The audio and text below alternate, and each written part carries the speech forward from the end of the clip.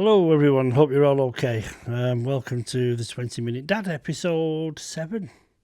So, we're building them up already, the numbers, aren't we? So, anyway, today, the quick episode that I want to do is really about sport and mainly football, as it is our national sport after all, and the banter that goes with it and all of that. And as we speak now, early July, we're just in the middle of the World Cup, in the FIFA World Cup 2026 in Mexico, America, and Canada. And we, as in England, are still in it. We've got Mexico coming up next, so this will give you a reference point for when this was shot. This Sunday night going into Monday morning, 1 a.m, we're playing at the Azteca in Mexico, which is a tough call to say the least. But one of the standout moments already for me in this World Cup in particular is that the reception that the Scottish fans have had, the Tartan Army, my family's full of Scottish people and all the rest of it on my dad's side and on my cousins. And I've got nothing but love for Scotland, mate. I think it's an awesome place, I really do. But some of the hatred that I hear, and I don't know if it's real or not, and I don't really care, to be honest with you. I think there's no place for that level of hatred in sport, in football or any sport, really. Because, some of the songs, some of the chants, and they're funny. Most of them are funny, and all of that. But it seems a bit like Scotland want England to get beat, England want Scotland to get beat. And we're cousins and we're neighbours and, we're the same. There's a little tiny borderline between us. We are the same. And I get the banter, and I think the banter's great. And I've gone, yeah, Scotland have lost, and I have a bit of fun about it. In fact, I even made a TikTok last week laughing about the power surge that went down when Harry Kane scored the winner in the round of 32. And it was obviously caused by all the televisions being switched off in Scotland, which it's funny. But it's when it crosses the line sometimes of... some of the chants I've heard are just disgusting. I hope your mother gets cancer and, crazy stuff like that over a game of football or a game of cricket or whatever. Not so much cricket anyway, from what it's a gentleman's game, isn't it? But, I just don't understand it. There's people... I'm a Manchester City fan, so I'm probably hated for that alone, never mind anything else. But, in my day, people would go to Main Road to watch the football, allegedly, and they started doing a few more searches and people taking weapons in, and which it just beggars belief that they even have to do that. So what they started to do was sharpen the edge of coins. So when they get searched, they've just got a pocket full of money, coins, but they've got a sharp edge on them and they're throwing them at the other fans. I mean, how dangerous do you want it to be? Over a game of football, over any sport. I mean, what the hell? So what I'm saying is, basically, in today's episode is, don't be one of them. That's not supporting your team. That's not a fan. That's not even somebody that loves football. In this particular instance, because the other people are all the same as you. They're football fans too. They're fans of our national sport. And all power to them. Yeah, get upset when you lose. I hate losing in anything I do. I've played snooker for years when I was younger, and I played football. Football was my first love, and it will probably be my last. I love football. I'm brought up with it. I was in a football family. We're all Man City, from my original family. And, banter's great. It's funny. It's, some of the chants are hilarious, and I'm proud of them.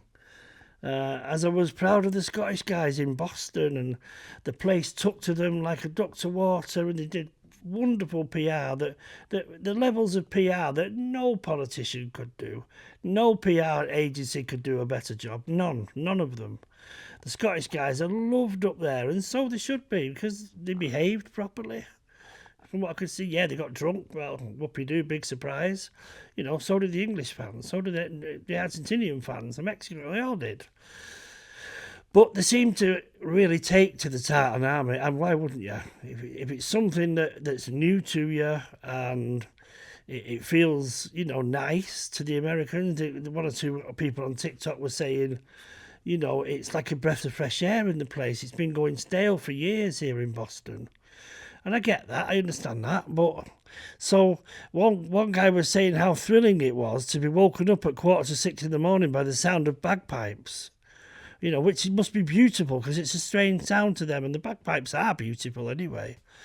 But 6 months down the line, I'm telling you now, at 5:45 in the morning, if they're still getting woke up by bagpipes, they'd be opening the door saying, "Shut that noise up, will you?" Blah blah blah. Believe me, they would. It'd soon get on the wick. But it's because it's new, It's wonderful. But when you go to a football match, go to support your team. Okay, you're a supporter. The clue is in that title. You're there to support your team. So when you get these so-called fans that are slagging off the latest manager because you haven't won 2 games in a row, and certainly not by 4 or 5-0, that's not a supporter. That's a fair weather friend. And life's full of them and all, let me tell you, in and out of sport. So don't do it. It's absolutely ridiculous.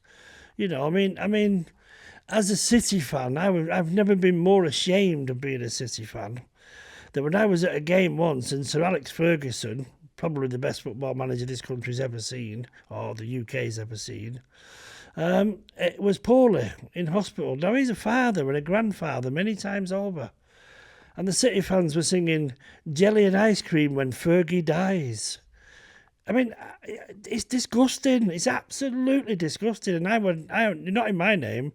I want no part of that. And most fans wouldn't. But it's just the loud ones, the ones that get together and chant all this vicious stuff and sometimes racist stuff and sexist stuff. And I just don't get it. And they're not football fans, they're hooligans, and they're just hijacking the sport, in my opinion. So, if you're a young guy and you love your football, you genuinely love your football, well then show that, but not in an aggressive way. There's no need for it.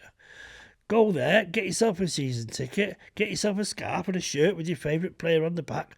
Fantastic. Take your kids along because it's much more, geared towards families now, which is fantastic, But I've been at the Etihad last season, and I've seen someone who's brought his 2 boys with him, and they're like 6 and 8 years old, roughly. I don't know exactly, but they're roughly that age. And this dad's proud. He's got them in City shirts, and I'm sure that goes on at every ground. Some fantastic clubs out there, Arsenal and Liverpool and Man United, and the history of these clubs. It's incredible. But he's sitting there with his 2 boys and he's got them a little pie each and he's introducing them to be a City fan and blah, blah, blah. And there's a guy 2 seats away calling the referee every single name under the sun. The referee's a bastard or all of this stuff.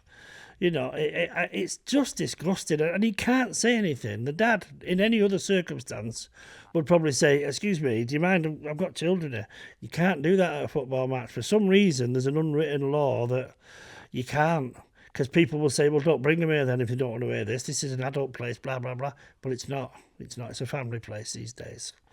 And again, I love the banter. I think it's hilarious. When I remember we was at the Etihad about, I think it's 2 or 3 seasons ago now, and we beat Chelsea 6-0 or 6-1. It was we gave them a real tonking, And some of their fans were livid. They were screaming at us over the barriers with a line of, Showsec people in between and all of that. And there was one particular guy that I saw, weirdly enough, later on TikTok.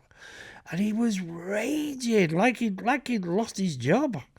No, he just lost a football match. And yes, he's had the expense of travelling up from London and to watch his beloved Chelsea. And they've been, I think they were 3-0, 4-0 down in 30-odd minutes. And you would be thinking, I could have been sat at home, I could have been this, I could have been in my local pub, whatever. Of course you would. But how does that translate into shouting over, "You're a load of northern blah blah, beep beeps"? I'm not going to swear if I can help it. And you're all northern this and you're all northern that. And your point is, support your team. This is the time when they really need you when they're 4-0 down after 30-odd minutes. It's no good being a fan when it's all great and going well and you're lifting the Champions League, and you do it when they're down. That's when they need you to pick your voices up. But not to shout bile at somebody who is just like you, is following his team just like you do, or her team just like you do, and he's supported his or her team, and it's wonderful. Have a banter with them. You know, take the rise out of them when they're losing 4-0 after 32 minutes. Yeah, you know, from your nose at them and, you know, take the mickey. It's great, fantastic. But not vile, not horrible, not really nasty, evil things to shout. There's just no need for it. And by the way, physiologically, if you start using vile language like that, it actually changes something in you. You know that? Enzymes and hormones and all, they're all changing all the time. And if you're spewing out really vile comments all the time, that's doing something with your dopamine levels and all of that. And it's making you just so negative and so sad. And believe me, it'll come back and bite you on the ass later on. It truly will. You'll get depression and all kinds. So just be nice, you know, especially if you're winning, be nice. Yes, have a rise out of them and pee them off a little bit with, you're no good, blah, blah, blah. All of that, you know, but not nasty. There's no need for it. And again, I've seen one guy calling the referee some really, really personal names, you know, calling him a W and other, you know, I won't elaborate on that. You know what I'm talking about. And he had children with him. And they're looking up at the dad like, what are you doing? He obviously doesn't do it anywhere else. He just thinks it's great. It's a kind of football rage, a bit like road rage when someone gets behind the wheel of a car and suddenly he's a maniac. So maybe there's a football rage. That's just come to me as I'm saying it. Maybe there is. Maybe they think it's okay to do it because it's a football match. But you know what? It's not. It's not nice. And it spoils the game for everybody else. And, you know, God knows it's expensive enough to get in a football match now. You know, you go on a Saturday now to the Etihad and take your 2 kids with you and get them a pie at half time and a couple of cans of Coke and a drink for you. And you'll get no change out of 150 quid, that's for sure. So, and maybe more, you know. To have it spoilt by some idiot who can't control himself because he's been drinking since 9 o'clock that morning before the game starts. You know what? It wrecks the game. It does you harm for doing it. And it shows you up as a bit of an idiot, if I'm really honest. And just don't be that guy or that girl. It's just not worth it. Yes, as I keep saying, you know, take the piss a little bit when you're beating a team up. It's great. I love doing that myself. But just keep it cleanish. Yeah, you know. Don't make it vile and horrible. Don't make it something that you wouldn't say somewhere else in another setting. You know? You could tease somebody in the pub about their team getting leathered. Do that in the ground. But you wouldn't go up to someone in the pub and say, I hope your mum gets cancer, would you? No, you wouldn't. So why do it there? Because it's safe, and it's a cowardice way. It's almost like a keyboard warrior, safe in our little area, surrounded by fellow supporters. It's not nice. It's cowardice, actually. So, anyway, that's my shout for today. And as usual, I'm just trying to build a channel. It's absolutely free to subscribe. I would really appreciate it if you would subscribe, like it, share it, drop me some comments if you think I'm wrong. I'm happy to listen. I'm happy to debate.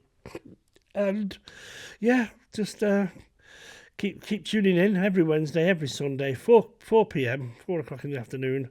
And there's more and more to come. All right, so I shall see you in the next one, guys, and thanks a lot for watching.